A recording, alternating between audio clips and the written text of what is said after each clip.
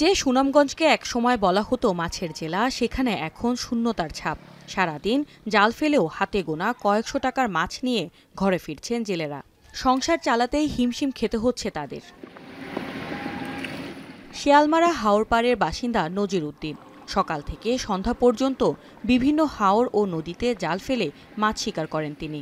আগে এক জাল ফেললেই যেখানে ধরা পড়ত চিতল, ট্যাংরা সহ নানা দেশীয় প্রজাতির মাছ, এখন সারাদিন চেষ্টা করেও ফাঁকা হাতে ফিরতে হয় তাকে।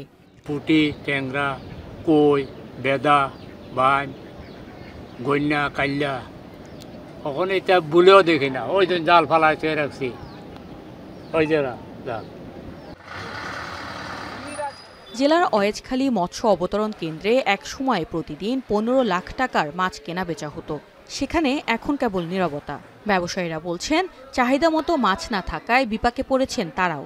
বর্তমানে 70 থেকে 80 হাজার টাকার মাছ বিক্রি কইরা টিমটিম খাইরা আমরা, মানে মানুষের চালাইতে পারেন না ঠিক মতো, মাছ এইরকম পড়েন না পর্যাপ্ত পরিমাণ। বর্তমানে আপাতত আমরা ঢাকা ব্যবসাটা বন্ধ রাখছি, দেশি মাছগুলো আপাতত একবারই নাই।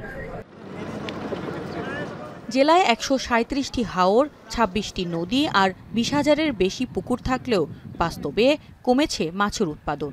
চলতি বছরে প্রায় 1400 কোটি টাকার মাছ উৎপাদনের লক্ষ্যমাত্রা ঠিক করা হয়েছে। তবে গত বছরের তুলনায় এটিও কিছুটা কম। যদিও সরকারি হিসেবে 2023-24 অর্থ বছরে সুনামগঞ্জে মাছ উৎপাদন দেখানো হয়েছে 1,14,000 টন এবং মোট 126 প্রজাতির মাছ পাওয়া যায় বলে উল্লেখ করা হয়েছে। কিন্তু বাজার আর জেলেদের বাস্তব চিত্র সম্পূর্ণ ভিন্ন। নিচু এলাকা, আমরা এক ফসিল্লা জায়গা, কিন্তু ফসলও গেছে গা কিছু মায়ের, ইয়াও ওখানে মাছও নাই, মাছের সংখ্যা খুবই কম। আগে তো জাল ফেলাইলে ওই মাছও আগে হস্তা আছে, লাগছে বেশি, ওখানে বুঝতে পারবেন না আপনার 300 টাকা 400 টাকার মাছের কিন্তু তরকারি হয়নি।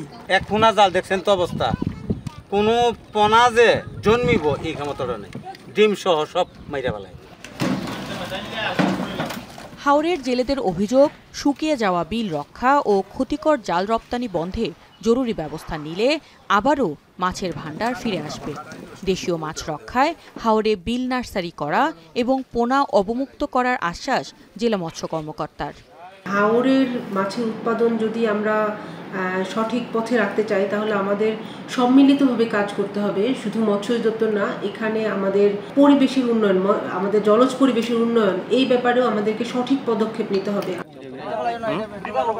এদিকে সম্প্রতি জেলার মৎস্য সম্পদ বিষয়ক এক মতবিনিময় সভায় নিষিদ্ধ জাল বন্ধে ব্যবস্থা নেওয়ার কথা জানান মৎস্য ও প্রাণী সম্পদ উপদেষ্টা।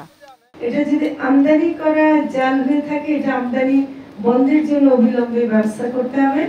এটা যদি উৎপাদন করা হয়ে থাকে, তাহলে ফ্যাক্টরিগুলো বন্ধ করতে হবে এবং ওখানে অভিযান চালাতে হবে। জেলায় মোট 56,000 টনের চাহিদা পূরণে হাওরে আবারও মাছের সমৃদ্ধি ফিরিয়ে আনতে সরকার ও জেলেদের যৌথ উদ্যোগ প্রয়োজন বলে দাবি সংশ্লিষ্টদের। এখন সুনামগঞ্জ।